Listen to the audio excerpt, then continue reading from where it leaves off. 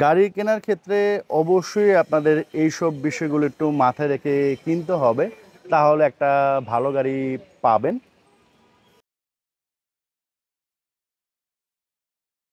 বিসমিল্লাহির রহমানির রহিম। আসসালামু আলাইকুম, আশা করি আপনারা সবাই ভালো আছেন।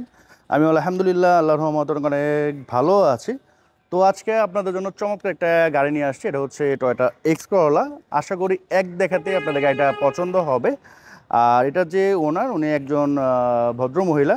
তো সরাসরি মালিকের কাছ থেকে আপনারা কিনতে পারবেন এবং অত্যাধিক একটা ফ্রেশ গাড়ি। আর যারা এক্স করোলা নিতে চাচ্ছেন, আমি রিকোয়েস্ট করব যে জাস্ট একবারে সে গাড়িটা দেখে যান। আশা করি এক দেখাতে আপনার গাড়িটা পছন্দ হবে। তো এটার মডেলের হচ্ছে 2004, রেজিস্ট্রেশনের হচ্ছে 2009, পেপারস আপডেট করা আছে।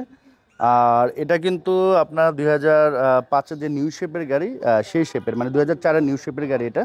এটা দুইটা শেপ হয়, একটা হচ্ছে ওল্ড আর এটা হচ্ছে আপনার নিউ। ঢাকা মেট্রো 27 একটি গাড়ি। আর গাড়িতে কম বেশ যাই আছে সবই হচ্ছে অরিজিনাল, কোনো কিছু আপনার চেঞ্জ করা হয় নাই। আর এক হাতে চলা একটা গাড়ি, টিপটপ একটা গাড়ি। আশা করি আপনারা যখন ফিজিক্যালি এসে দেখবেন পছন্দ হবে। তো আমি আগে আউটলুকটা আপনাদের দেখাই, তারপরে হচ্ছে বাকি সব কিছু দেখিয়ে দিব। আপনার ফ্রন্টে কোনো স্ক্র্যাচ নাই, কোনো স্পট নাই, আর টুকটাক কোনো স্ক্র্যাচ স্পট থাকলে সেটাও আমি দেখিয়ে দেবো। হ্যাঁ, আমি চাই না যে আমার ভিডিও দেখে এসে কেউ হয়রানি হন। আমি দেখালাম না, আপনি এসে দেখলেন যে ওই জিনিসটা আছে, তো এটা একটা হয়রানি। আমি চাই না ওইরকম হয়রানি হন।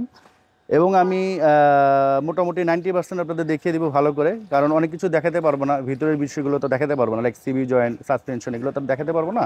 এগুলো হচ্ছে আপনি একটু চেক করে নেবেন।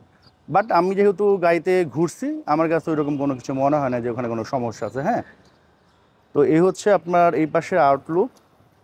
টিপটপ একটা গাড়ি, ব্যাকলাইট, ব্যাকগ্লাস সবই অরিজিনাল। এবং দেখেন, এটা হচ্ছে জাপানি স্টিকার, এটা কিন্তু গাড়ির সাথে এখনো আছে। এটা রাফ অ্যান্ড টাফ ইউজ হলে এই স্টিকারটা কিন্তু উঠে যেত, বা অ্যাক্সিডেন্ট হলে স্টিকারটা থাকতো না। এবং আমি একটু এই পাশ থেকেও দেখা দিই, দেখেন, এই যে দেখেন, কোনো স্ক্র্যাচ, কোনো স্পট নাই। এই পার্ট দেখেন, আমি একবারে স্লোলি দেখাচ্ছি। আশা করি ঘরে বসে আপনাদের একটা আইডিয়া হয়ে যাবে। নর্মালি একটা যদি আপনি গাড়ি কিনতে যান, গাড়ি দেখতে গেলেও 3 থেকে 4 ঘন্টা চলে যায়। তো এটা একটা সময়ের বিষয়, বাট আমি কিন্তু 10 মিনিটের ভিতরে আমি আপনাদের টোটাল গাড়িটা দেখিয়ে দিচ্ছি। অলমোস্ট 90% দেখিয়ে দেবো। হ্যাঁ,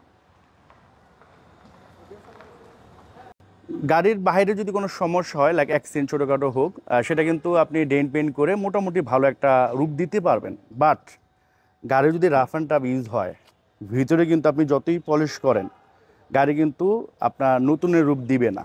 যেমন এটা দেখেন, ভেজ ইন্টেরিয়র, প্যাডগুলো দেখেন, সাইড প্যাড, এই প্যাড দেখেন কতটা নিট অ্যান্ড ক্লিন। এগুলো রাফ অ্যান্ড টাফ ইউজ হলে এত নিট অ্যান্ড ক্লিন থাকতো না।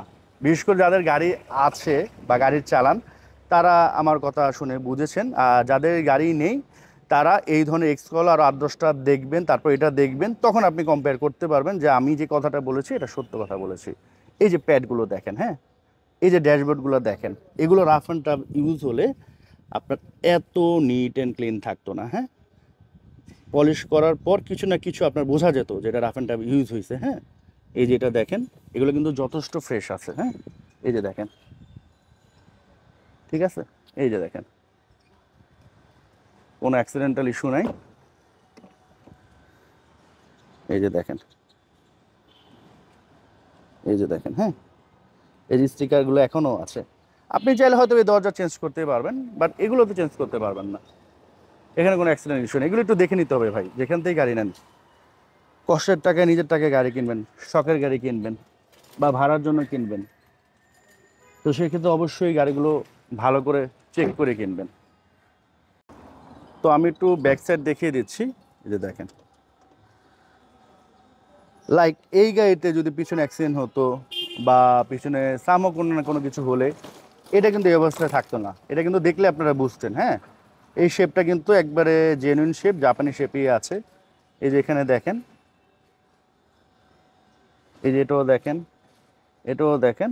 আর এই যে সিলিন্ডার, এটা হচ্ছে 90 সিলিন্ডার, এটা হচ্ছে ফাইবারের, ওয়েট কম আর কি। তো আমি ওনাকে জিজ্ঞেস করছিলাম যে 90 কেন করছেন, যেহেতু আপনি পার্সোনাল ইউজ করতেন। তো ওনারা বললো হচ্ছে যে এটা আসলে যে ড্রাইভার উনি করে দিয়েছিল আর কি, আর ওনারা জানতো না যে এটা হচ্ছে যে 90। তো এই হচ্ছে বিষয়। তো এটা একটা প্লাস পয়েন্ট আপনাদের জন্য, কারণ বর্তমানে গ্যাস নিতে গেলে অনেক সময় ওয়েট করতে হয়। তো 90 যদি থাকে সেক্ষেত্রে আপনাদের অত ওয়েট করতে হবে না। আবার যেহেতু এটা হালকা সেক্ষেত্রে আপনার টেনশনের কোনো কারণ নাই। এই যে প্যাডগুলো দেখেন, এই যে দেখেন প্যাড, হ্যাঁ এই যে দেখেন, হ্যাঁ এগুলো দেখে কিন্তু মোটামুটি বুঝছেন যাদের গাড়ি আছে। হ্যাঁ এই যে সিলিং দেখেন, এই যে দেখেন, এই যে দেখেন, আমি সামনেও দেখা দিচ্ছি, এই যে দেখেন, ঠিক আছে, এই যে দেখেন, এই যে দেখেন, মানে খুবই আমার ভালো লেগেছে। কারণ এক্স করলা গাড়ি আপনি যদি বাজারে 100টা দেখেন, 95টাই দেখবেন যে এগুলো রেন্টে কারে চলতেছে বা উবার পাঠাওতে চলতেছে। পার্সোনাল ইউজের গাড়ি কম পাবেন। আবার পার্সোনালের মধ্যেও কিন্তু আপনি খুবই ফ্রেশ, মানে মানে ফ্রেশ গাড়িগুলো কম পাবেন। এই যে দেখেন ড্যাশবোর্ড, ভিডিওতে আপনারা যেভাবে দেখছেন ফিজিক্যালি এসে দেখলে আরও ভালো লাগবে। এসির পারফরমেন্স অনেক ভালো, কারণ একটু আগে আমরা এসিতে ছিলাম। আবার এই গাড়ি নিয়ে মোটামুটি 1/2 কিলোমিটার বা 1.5 কিলোমিটার ঘুরছি। তো এসির পারফরমেন্স খুবই ভালো আছে। এই যে দেখেন, এই যে দেখেন, এই হচ্ছে আপনার স্পিডোমিটার, এই হচ্ছে স্টিয়ারিং, এই যে দেখেন। লাইক নর্মালি তো একটা গাড়ি ড্রাইভারই বেশি চালায়, প্যাসেঞ্জার তো কম বেশ বসে, বা ড্রাইভারই কিন্তু ম্যাক্সিমাম চালায়। তো ড্রাইভার যখন এখানে বসে তার কিন্তু এখানে হাত দিতে হয় বেশি, এখানে ওঠানামা করতে হয়, মানে গ্লাসগুলো এখানে ধরতে হয়। তো যখন একটা ড্রাইভার বেশি চালাবে গাড়ি তখন কিন্তু এখানে ধরবে, আর এটা ধরার কারণে কিন্তু এগুলো ফেড হয়ে যায় বা ডিসকালার হয়ে যায়। তো এগুলো কিন্তু আবার পলিশ করলে মোটামুটি ক্লিন করা যায়, বাট বেশি রাফ অ্যান্ড টাফ ইউজুয়ালি কিন্তু বেশি ক্লিন করা যায় না, তখন কিন্তু আপনি দেখলে বুঝবেন। হ্যাঁ এই হচ্ছে আপনার ইঞ্জিন, এই যে দেখেন কোনো অ্যাক্সিডেন্টাল ইস্যু নাই। এই যে দেখেন মার্শেলটা দেখেন, একবারে জেনুইন মার্শেল, কোনো অ্যাক্সিডেন্ট কোনো কিছু নাই। এগুলো অ্যাক্সিডেন্ট হলে এগুলো রিপেয়ার করা যায় না, দেখলে বোঝা যায়। হ্যাঁ এই যে দেখেন, আপনার এই জিনিসগুলো অবশ্যই একটু লক্ষ্য করে গাড়িগুলো কিনতে হবে, তাহলে হয়তো একটা ভালো গাড়ি পাবেন। হ্যাঁ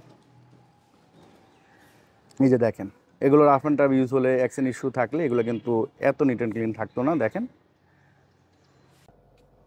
কিছুদিন আগে আমি 2004-এর এক্সকল একটা ভিডিও দিয়েছিলাম, ওটা সরাসরি মালিকানা ছিল। তো ওই গাড়ির দাম দেওয়া ছিল মনে হয় 12,60,000, ওটা 12 লক্ষ টাকায় সেল হয়েছে। মনে হয় কিছুদিন না 15-20 দিন হবে আর কি। আর এই গাড়িটা ওনারা দামই চাচ্ছে 11,90, আরও কিছুটা অনার করবে।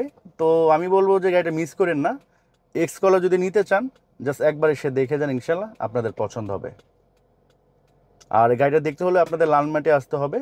সো আজকের মতো আমি এখান থেকে বিদায় নিচ্ছি। সবাই সুস্থ থাকেন, ভালো থাকেন, আসসালামু আলাইকুম।